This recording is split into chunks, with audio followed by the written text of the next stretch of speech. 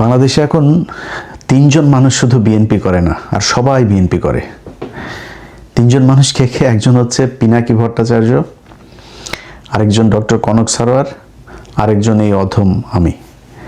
আমরা ছাড়া সবাই বিএনপি করে।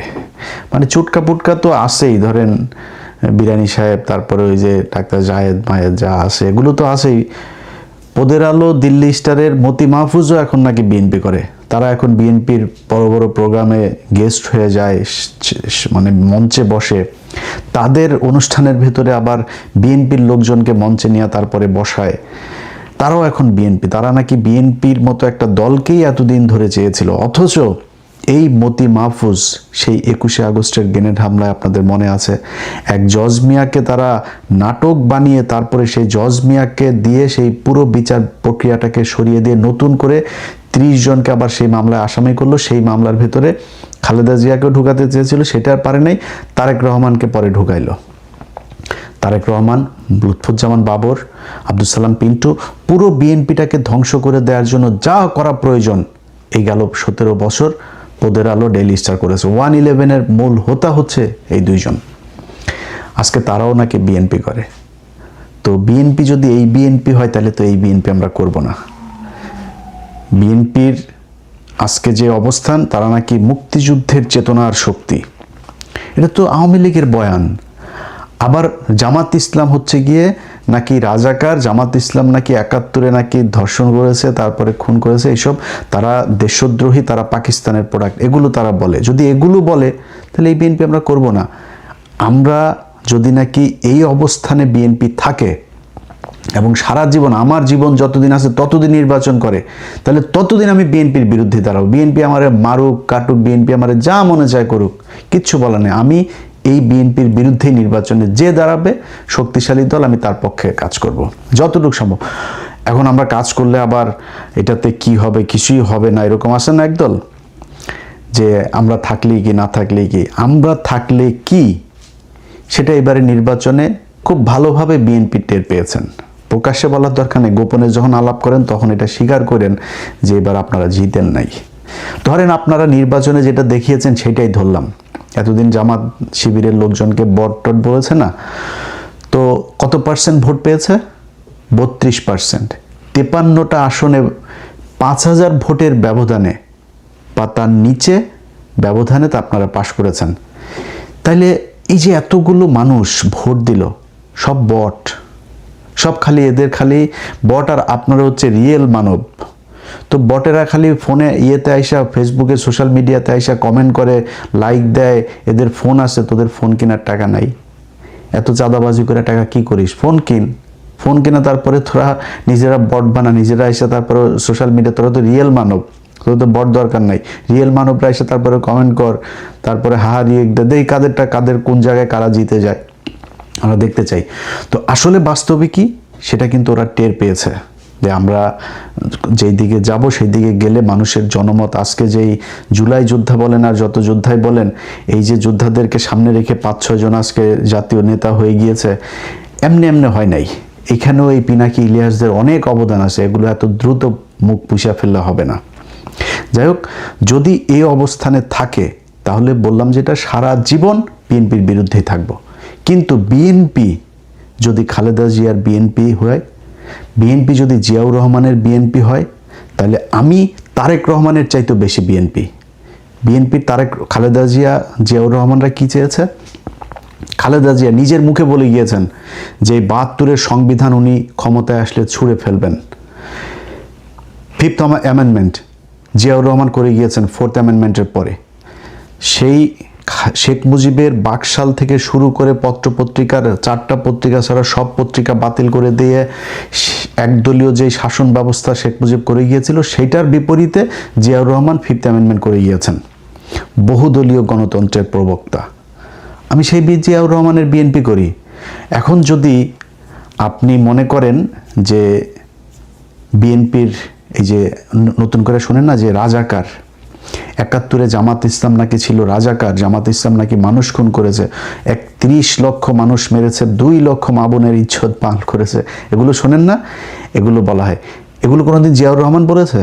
এগুলি কোনোদিন খালেদা জিয়া বলেছে? খালেদা জিয়া নিজের মুখে এই ভিডিও এখনই ইউটিউবে আছে যে ৭১-এর ঘটনায় জামাতের যে নেতাদেরকে ফাঁসি দেওয়া হয়েছে এটা ষড়যন্ত্রমূলকভাবে ফাঁসি দেওয়া হয়েছে, এই অপরাধের সাথে তারা জড়িত না। ভাই ৭০-এর নির্বাচনে জামাতের ক্যান্ডিডেট ছিল দুইজন বা তিনজন, সারা বাংলাদেশে তাদের সংগঠনই ছিল না। সেখানে তারা নাকি সারা দেশে শুধু জামাত একলা এই করলো, কেউই চায় নাই। যদি আমারে বলেন 5% লোকও সেই যুদ্ধে অংশগ্রহণ করে, এমন তো ভুয়া মুক্তিযোদ্ধার অভাব নাই। মুক্তিযোদ্ধা কারা ওইটা নিয়ে বিতর্কে নাই গেলেন। 30 লক্ষ মা আর 2 লক্ষ মা বোনের এই হিসাব আপনার গ্রামে গ্রামে আপনার পরিচিত লোকজনের দেওয়া করেন, এই কথা বহুবার বলেছি। হিসাব করেন, হিসাব করলে সব হিসাব পাওয়া যায়। এক এক গ্রামের মধ্যে 45 জন করে মানুষ মারা যাওয়ার কথা, যদি 30 লক্ষ মানুষ মারা যায় বলেন কয়জন? এক এক গ্রামে 3 জন করে মহিলা ধর্ষণ হওয়ার কথা। আপনি আপনার আশপাশের লোকজন, আশপাশের গ্রাম 14 গোষ্ঠীর মধ্যে খোঁজ নিয়ে যদি জানতে পারেন পাকিস্তানি মিলিটারি কোনো নারীকে ধর্ষণ করেছে, প্রকাশ্যে আসা কান ধরে উঠবোস করব।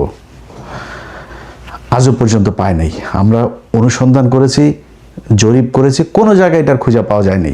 মুক্তিযোদ্ধা মন্ত্রণালয় নিজে বলে 669 জন হইল গিয়া 523 জন, ঢাকা বিভাগে 69 জন, 523 জন নাকি ধর্ষিত হয়েছে। মুক্তিযোদ্ধা মন্ত্রণালয়ের ডাটা, সেই ডাটার কোনোটাই খুঁজে পায় না। আমরা পুরো ঢাকা বিভাগ নিয়ে কাজ করেছি, একজনও পাওয়া যায়নি।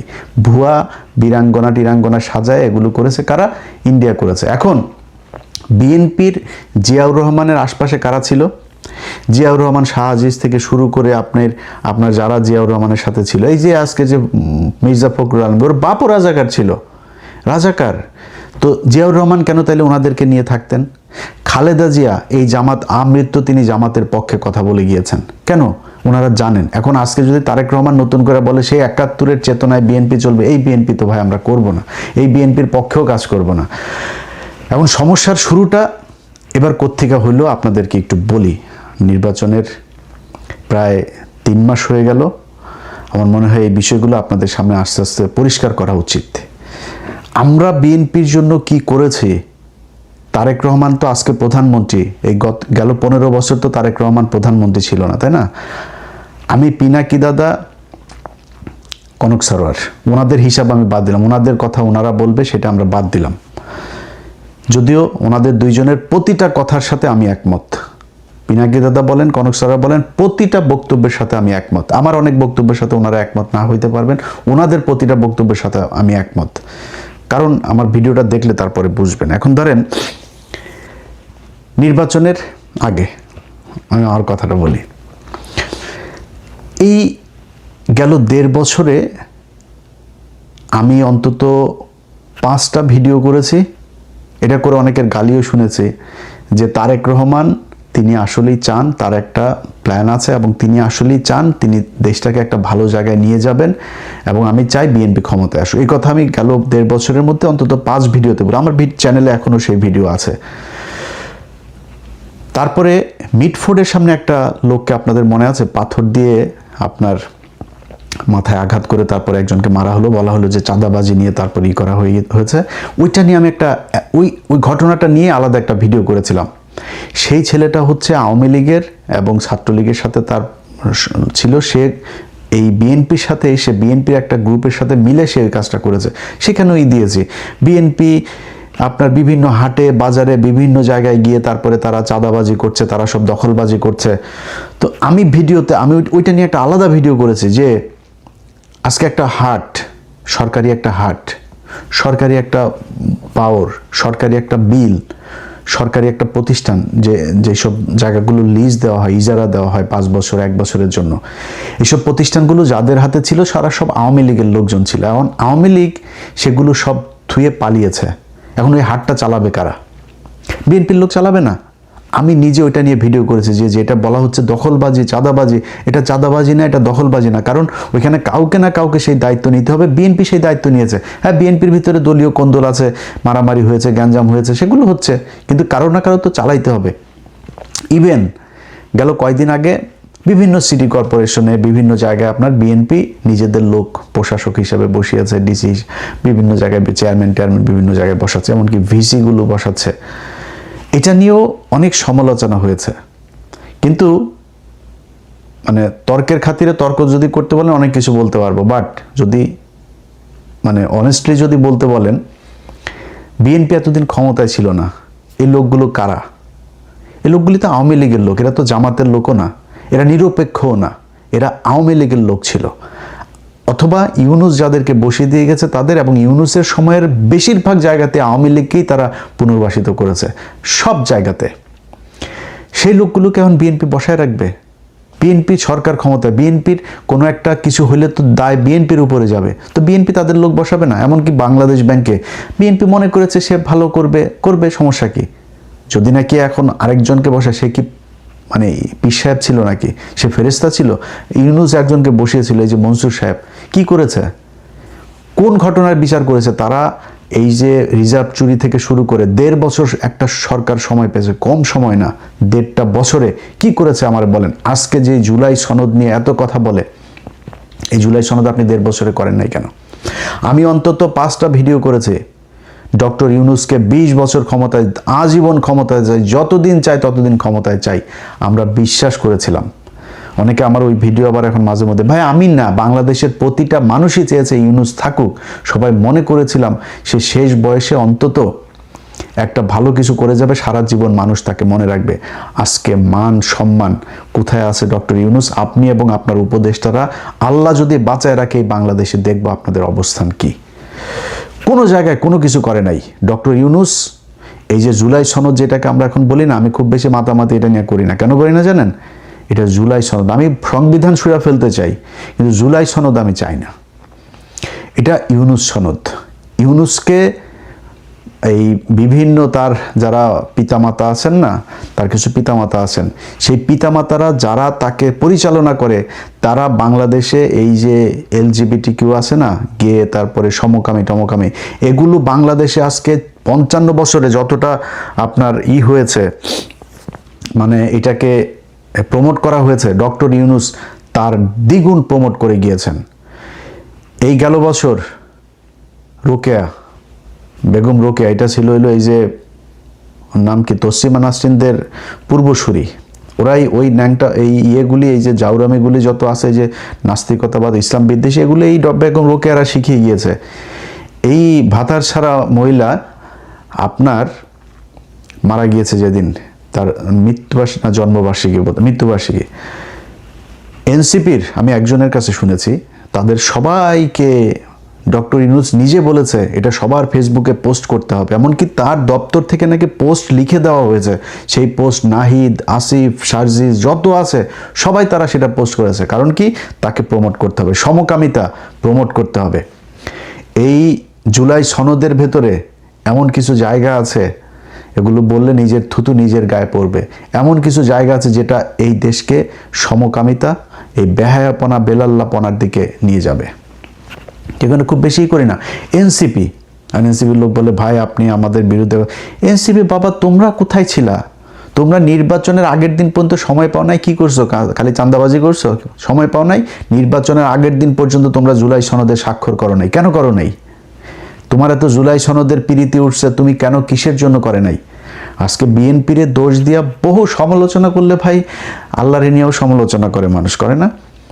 কিন্তু যদি নাকি আপনি আমারে সত্যি কথা বলতে বলেন, কোনো নির্বাচিত সরকার কোনোদিন এইটা করবে না যে 10 বছরের বেশি প্রধানমন্ত্রী হইতে পারবো না। তোমার সময় সুযোগ দিয়েছে বাংলাদেশের মানুষ, তুমি করে যাও নাই কেন? 1.5 বছর তুমি তোমার বিশ্ববিদ্যালয়, তোমার ট্রাভেল এজেন্সি, তোমার ম্যান পাওয়ার বিজনেস সব রেজিস্ট্রেশন নিয়ে যাইতে পারলা, আর খালি জুলাই সনদটা করে যাইতে পারলা না কেন? কারণ কি? সংবিধানটা তুমি করতে পারলা না, তোমার টাকা খরচ করো নাই। তো বিডিআর কমিশনের করে গিয়েছ, সেখানে টাকা খরচ করলা, লোক নিয়োগ দিলা, সেটা করলা না কেন? বিচার করলা না কেন? আলেমদেরকে, প্রতিটা আলেম আল্লাহর কাছে, ওরে সারা জীবন আল্লাহর কাছে, আপনারা যতদিন জীবিত থাকেন আল্লাহর কাছে মানে এর বিচার চেয়ে যাবেন। 1.5 বছরও ক্ষমতায় ছিল এই ডক্টর ইউনুস, একজন আলেমকে ছাড়তে চায় নাই। প্রতিটা আলেমকে ডক্টর ইউনুস আর আসিফ নজরুল চেয়েছে তারা জেলখানায় থাকুক। কেন? কিসের জন্য? কিভাবে? যখন কিনা আমি তো আজকে তো ইউনুস নাই, বিএনপির যারা আছেন, বিএনপির যারা মন্ত্রী আছেন, তারা যায় আইজি প্রিজনকে যা বলবেন, ভাই আপনার ফোনটা দেন, হোয়াটসঅ্যাপে ইলিয়াসের সাথে আপনার চ্যাটিং করব, দেখব। কয়েক শত আলেমদের জামিনের ব্যাপারে জেল সুপার, আইজি প্রিজন, যেটা না হয়েছে সবশেষ আইজি প্রিজন পর্যন্ত গিয়েছি, জামিন হয়, আটকায় দেয়, এখান থেকে দেয় না, আইন মন্ত্রণালয় থেকে দেয় না, ডিজিএফআই দেয় না, ওই দেয় না। আরেক চুতিয়া হইলো এই যে এই ওয়াকারের সেনাবাহিনী, এরা একজন আলেমকে ছাড়তে চায় নাই। আপনারা হাদি যেদিন মারা গেল, খবর এলো যেদিন মারা গেল, মৃত্যু ঘোষণা করা হলো, সেদিন দেখেছেন সব পুরা গোষ্ঠী শুদ্ধ ধুইয়া দিছে সেই দিন।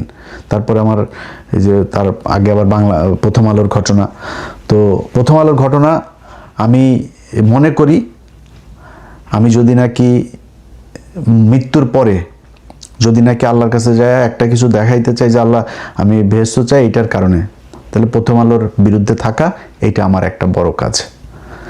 সো এটা নিয়ে আমি একদম রিগ্রেট ফিলও করি না, নিজের দোষীও মনে করি না, কিছুই মনে করি না।